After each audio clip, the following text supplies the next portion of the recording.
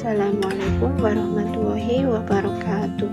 Di sini saya akan menjelaskan secara singkat tentang dinasti Abbasiyah yang berdiri pada tahun 750 sampai 1258 Masehi sebagai ujian akhir semester mata kuliah Pemikiran dan Peradaban Islam. Yang terhormat Ibu Nurmal Hajar Wahidah, Sarjana Sastra Magister Seni, selaku dosen pengampu mata kuliah Pemikiran dan Peradaban Islam. Sebelumnya, perkenalkan, nama saya Isma Fauziah, NIM 52305120007, semester 4. Setelah kekuasaan Bani Umayyah berakhir, muncul kekuatan baru yang mengubah arah sejarah Islam, yaitu dinasti Abbasiyah. Dinasti Abbasiyah didirikan pada tahun 750 Masehi oleh Abu al-Abbas Ash-Shafa. Gerakan ini berasal dari keturunan Abbas paman Nabi Muhammad SAW dan dipimpin oleh kelompok yang menginginkan pemerintahan lebih adil dan merakyat. Dengan pusat kekuasaan di Kufah, kemudian dipindahkan ke Baghdad, Abbasiyah menandai era baru yang lebih ilmiah dan kosmopolitan. Selanjutnya, pola pemerintahan dinasti Abbasiyah. Pola pemerintahan dinasti Abbasiyah berbeda dari pendahulunya. Mereka mengadopsi sistem birokrasi yang lebih rapi dan mengangkat banyak pejabat non-Arab, terutama dari kalangan Persia. Khalifah tetap menjadi pemimpin tertinggi, tapi pemerintahan dijalankan melalui wazir, semacam perdana menteri. Mereka juga membentuk departemen-departemen pemerintahan dan menciptakan sistem administrasi yang lebih modern untuk mengatur wilayah kekuasaan yang luas. Struktur pemerintahan semakin kompleks.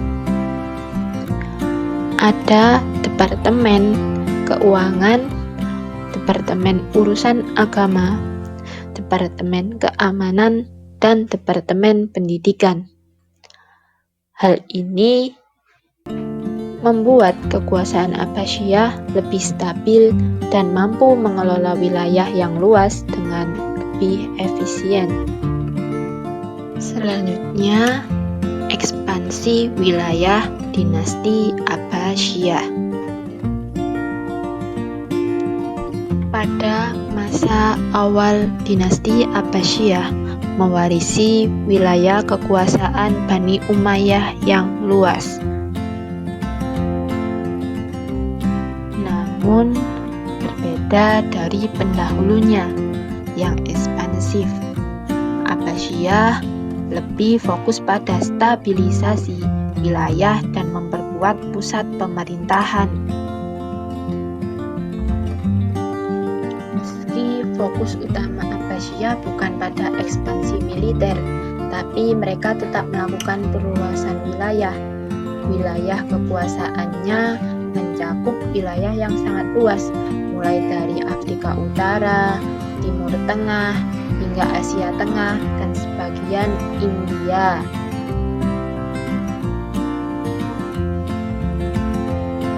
Namun, yang paling menonjol dari mereka adalah penguatan pusat kekuasaan di Baghdad. Kota ini menjadi pusat perdagangan, budaya, dan ilmu pengetahuan. Jalur perdagangan menghubungkan Tiongkok di timur hingga Spanyol di barat. Peradaban Islam pada masa dinasti Abbasiyah. Ini dia puncak kejayaan dinasti Abbasiyah.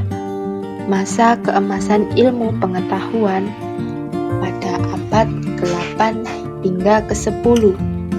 Dunia Islam menjadi pusat peradaban dunia.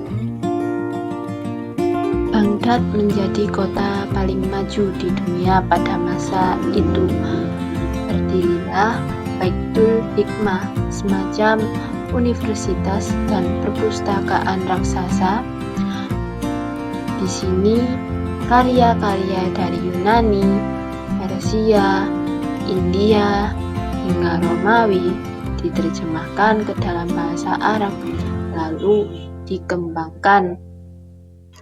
Tokoh-tokoh hebat lahir di masa ini, seperti Al-Khwarizmi, sang ahli matematika dan penemu konsep algoritma.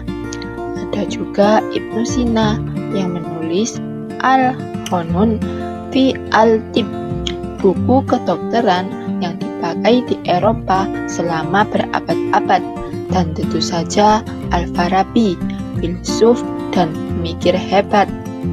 Selain itu, seni, arsitektur, dan sastra juga berkembang pesat.